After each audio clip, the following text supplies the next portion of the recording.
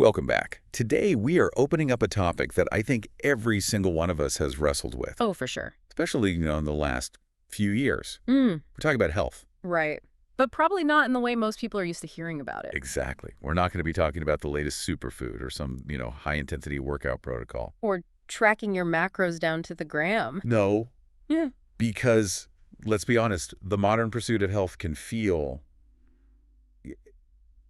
it can feel exhausting. It's like a second job. It really is. You've got the apps, the wearables, the supplements, all the conflicting advice online. It's this endless cycle of optimization. Mm.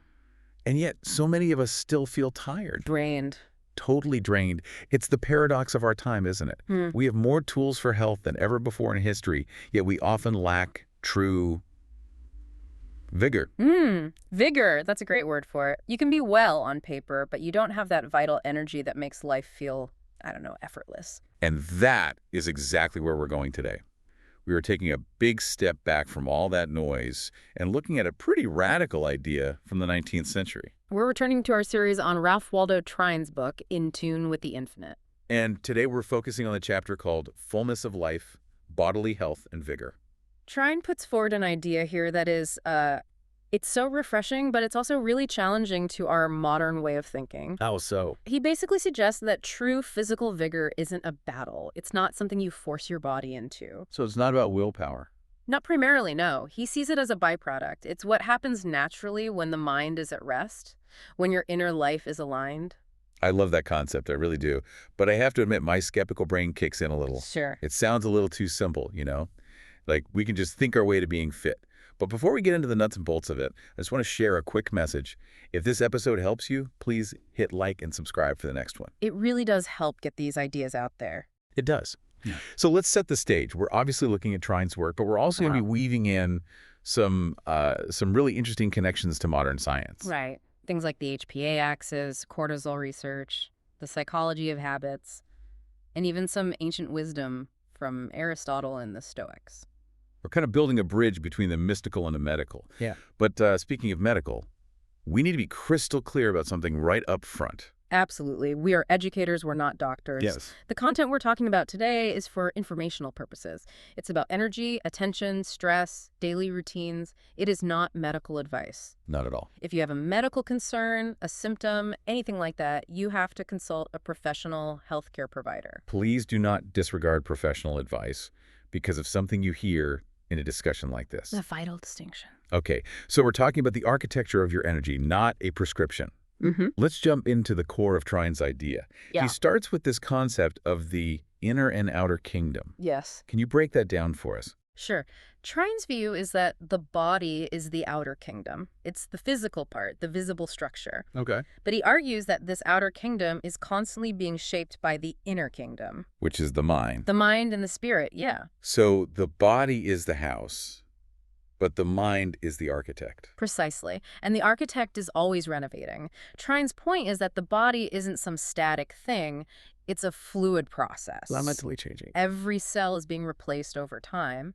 And the blueprint for that whole replacement process, it comes from our thoughts, our emotional state. His whole thesis is that vigor can only increase when our inner life gets calmer and more aligned. Let's pause on that word vigor. Because Yeah. when I hear that, I picture someone, sprinting up a mountain or something. Right. High intensity. Yeah, but Trine seems to mean something different. He does. In this context, health and vigor really translates to something more like steadier energy, Okay. a clearer mind, better recovery from stress. Fewer internal contradictions. Exactly. It's not about having huge muscles. It's about having a system that just flows without resistance. Resistance is such a key word. Yeah. But I have to push back a little on this idea of the mind molding the body. It can sound a bit like, magical thinking. I get that. If I have a broken leg, my inner kingdom, being calm, isn't going to set the bone right. That's a fair point. And Trine isn't suggesting that. He wouldn't tell you not to get a cast. Okay, good. He's talking about the baseline vitality, the body's own ability to repair itself. Think of it this way. Stress is a physiological state. When your mind is in chaos, your body is flooded with chemistry that actually gets in the way of repair. So while the mind doesn't set the bone, the mind absolutely determines whether the body has the resources to heal that bone efficiently. Ah, I see. So it's about creating the conditions for health. Exactly. Which brings us to one of the most counterintuitive rules Trine gives us. I had to read this a few times. Like so. He says, give the body less attention, but no less care. Such a brilliant distinction. Ah, But it's where most of us get tripped up, I think. totally. So unpack this for me. How can I give my body less attention, but still care for it? Aren't they the same thing? If I'm paying attention to what I eat, isn't that caring for my body? Not in Trine's view, and actually not in modern psychology either. We have to separate the words. Care is the practical maintenance. The logistics. The logistics. You drink water, you eat good food, you get some sun, you keep clean. It's the checklist of actions that support your biology. It's, unemotional, just execution. Okay, so that's care. Doing the work. What is attention then? Attention, in this context, is the anxious obsessing. It's the worry, the constant scanning of your body for symptoms, the fear of getting sick.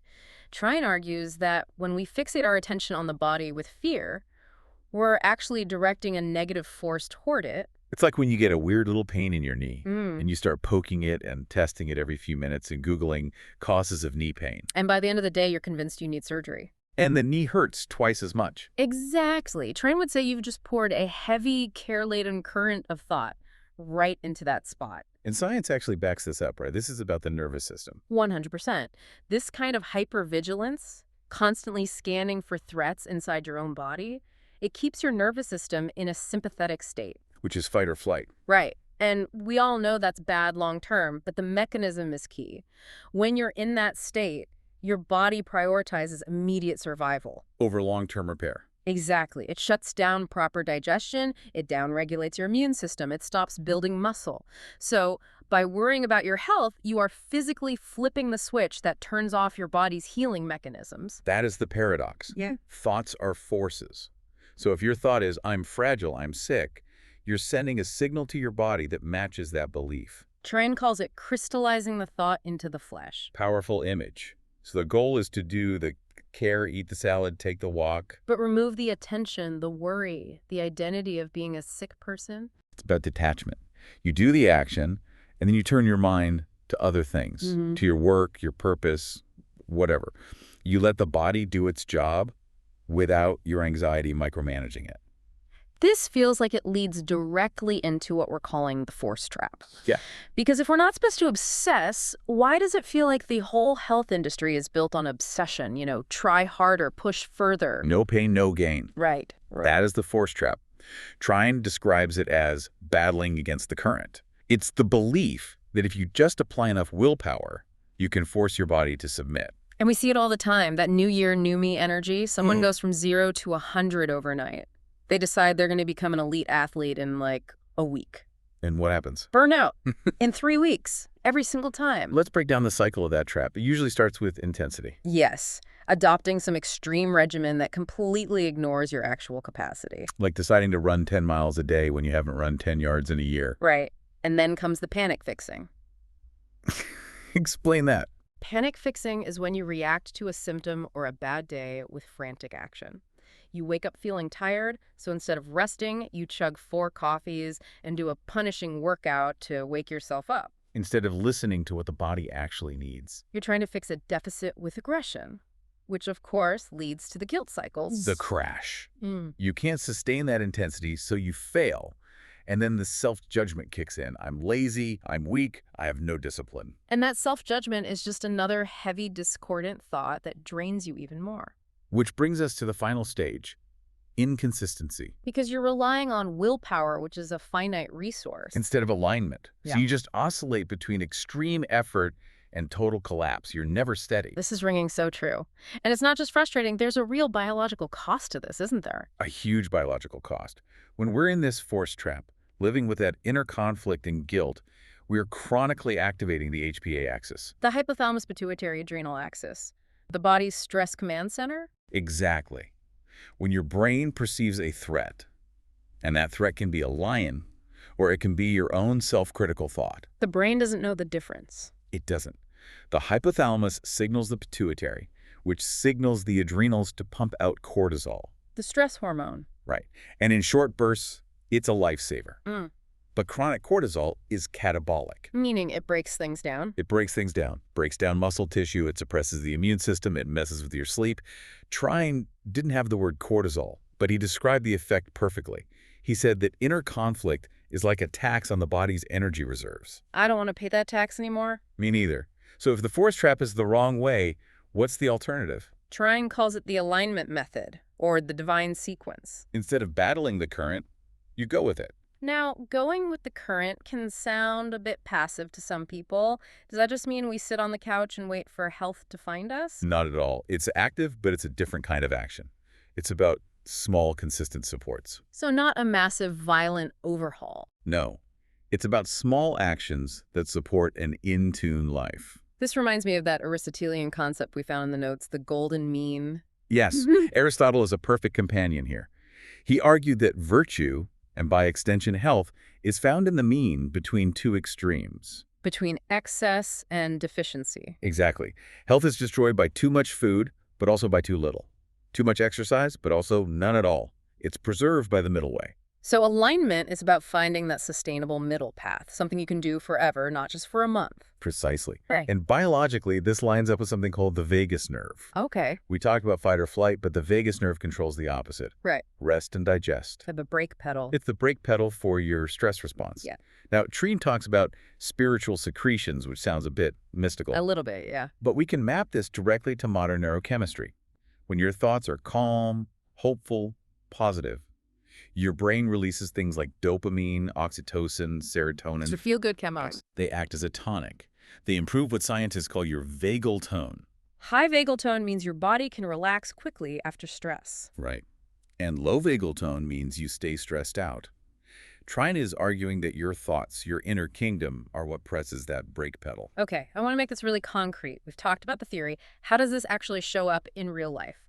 We identified 3 areas where people leak energy through this inner contradiction. Work, relationships, and habits. Let's start with work. That's a huge one. I remember a job I had where I'd wake up with a knot in my stomach every morning. I wasn't even at the office yet, and I was already exhausted. That is exactly what Trine is talking about. The contradiction is working with resentment or anxiety. You're doing the job, but inside you're screaming, I hate this, I shouldn't be here. Exactly. And Trine says those heavy, care-laden thoughts actually materialize in the body. You feel it. Stiffness in your neck, a headache, that crushing exhaustion at 5 p.m. And the exhaustion isn't from the work itself. It's from the resistance to the work. It's like driving your car with the emergency brake on. You're burning twice the fuel to go half the distance. So what's the alignment approach? We can't all just quit our jobs. No, but you can change your internal posture.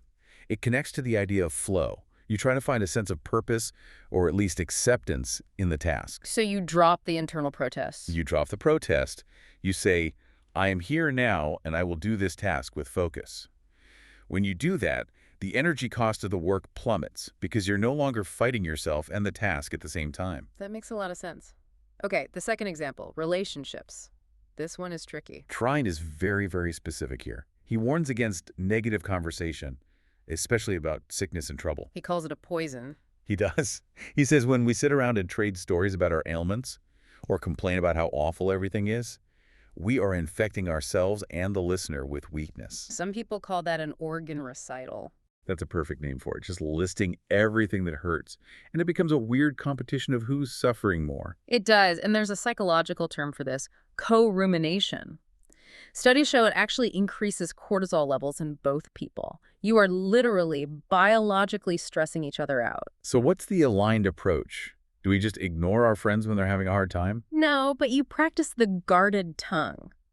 This idea comes from the Stoics. It's the discipline of refusing to engage in discord. So you listen, but you don't add to the fire. You don't feed the negativity loop. You can listen with compassion, but then you try to change the subject to something vital. Or you don't join the complaint choir. It conserves a massive amount of energy. It would. Okay, third example, habits. This brings us right back to the force trap. The contradiction here is trying to force a habit that doesn't match your identity. It's the friction of thinking, I am a lazy person, but I have to force myself to go to the gym. That internal negotiation is exhausting. Do I have to? Yes, but I don't want to. The mental battle is draining before you even lift a single weight. Exactly. So the alignment method, which we see in both Trine's work and in modern stuff like James Clear's Atomic Habits, is identity-based change. You build the inner ideal first. You start telling yourself, I am the type of person who moves my body. I am an energetic person. So the inner script changes and the outer action just follows more naturally. Right. If you truly see yourself as a healthy person, going for a walk isn't a chore you have to force. It's just what you do, like brushing your teeth. There's no mental battle about it. The friction is gone. I love that. Okay, we've talked theory, we've talked examples. I want to make this experiential for everyone listening. We have a guided exercise we're calling the Calm Vitality Reset. This is a way to apply that divine sequence in real time. We can do it right now. You don't need to close your eyes, especially if you're driving, but just follow along with the mental steps. Okay, walk us through it. Step 1. Just notice what drains you most right now. Scan your inner world. Is it worry about the future? Is it resentment? Is it that feeling of rushing? Is it self-attack or guilt? Just identify the main leak. Okay, got it. For me right now, it's definitely rushing, that feeling of being behind the clock. Okay, step next. Choose one stabilizing principle to counter that. If you're rushing, the principle might be patience or pace. If you're worrying, it might be trust. Just pick one word. I'll choose pace, finding a steady pace. Perfect. Step next. Choose one small body-supporting action that fits your real life today. Not some fantasy ideal. Reality is a gentle movement. Drinking a glass of water, getting to bed a little earlier, 3 deep breaths. I can do 3 deep breaths. That fits. Okay. Step next. Remove one contradiction. What's one thing you do that fights against your own health? Maybe it's late-night doom scrolling. Maybe it's harsh self-talk in the mirror. Identify it and just decide to drop it for today. Dropping the doom scrolling. Done. Great. So now bring that all together. You've identified the drain, chosen a principle, picked a small action, and removed a contradiction. And the final reflection is just a question to ask yourself. What would an in-tune body feel like today? What would an in-tune body feel like today? That's a great question because it invites the feeling in before you've even done anything. It primes the brain. It sets the inner kingdom so the outer kingdom has something to follow. It shifts the focus from what's wrong to what's possible. I feel calmer just from walking through that. It's so much more manageable than go run a marathon. It is manageable because it's based on how we're actually designed to function. No, even with the best intentions, we're all human. We mess this up.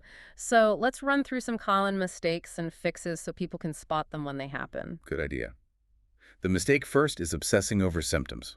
You feel a little twinge, and you zoom in on it with a microscope. Give the body care due, what's practically needed, and then immediately turn your mind to other work. Distract yourself with purpose. Don't let your mind settle on the symptom. Okay, mistake next. The all-or-nothing mindset. I ate 1 cookie, so the day is ruined. Might as well eat the whole box. The fix is the golden mean. Moderation. Consistency. One deviation doesn't ruin the path. Just get back to the middle. Resilience is about the return, not perfection. Love that. Okay, mistake next. Engaging those organ recitals we talked about. Complaining about your health to anyone who will listen. The fix here is a tough one. Speak only of health and strength. Trine says, do not verbalize the negative. If you have nothing good to say about your body, say nothing. Starve that negative story of oxygen. That's tough love, but important. Okay, mistake next. Believing health is purely external. Thinking it's only about diet and exercise. The fix is to recognize the inner kingdom of thought is the architect. You cannot supplement your way out of a toxic mindset. You can eat all the kale in the world, but if your thoughts are acidic, your body will be too. Wow. Okay, and mistake, finally. Waiting for health to arrive before you allow yourself to feel good. I'll be happy when I lose the weight. The fix is to affirm your connection to that infinite spirit of life. Now, you start the flow of positive emotion before the physical result is visible. That's what actually accelerates the change. It's not fake it till you make it, is it? It's deeper. It's deeper. It's more like realize it until you become it. You're connecting to a source of life that's already there. You're just opening the valve. This has been such a refreshing way to look at health. It feels less like a boot camp and more like a homecoming. Yeah. Coming back to our natural state. That is the absolute essence of Trine's work. Health is natural. It's the default. Disease and exhaustion are often the abnormalities caused by our resistance to that natural state. Let's bring this all home. We've covered a lot, from philosophy to stress science. Let's do a quick recap of the key takeaways. Let's do it. First, I think, is that vigor is the result of inner harmony, not just outer effort. The mind builds the body. Next, we have to distinguish between care, which is practical maintenance, and attention, which is just anxiety and worry. Then there's the force trap. That cycle of intensity and guilt drains our vital reserves and spikes our cortisol. And the alternative is alignment, moving with the current of life, not battling against it. We also saw how discordant thoughts, whether in our work or our relationships, literally act as physiological poisons. And that small, consistent actions based on a healthy identity are so much stronger than panic fixing. And finally, that realizing our oneness with the source, with life itself, opens the body to a natural healing inflow. Beautifully summarized. It really changes the game when you realize that your own peace is your power. It really does. Yeah. And it sets us up perfectly for where we're going next time. Because once you have this fullness of life, this aligned energy, what do you do with it? You don't just keep it for yourself. Exactly. You direct it outward. Next time, we were going to talk about the secret, power, and effects of love. We'll explore how this energy connects us to others and how love itself is a force that can transform reality. It's maybe the most powerful force Trine discusses. You really won't want to miss that one. Thanks for being here. If you want the full series, check the playlist, and please like and subscribe so you don't miss the next episode.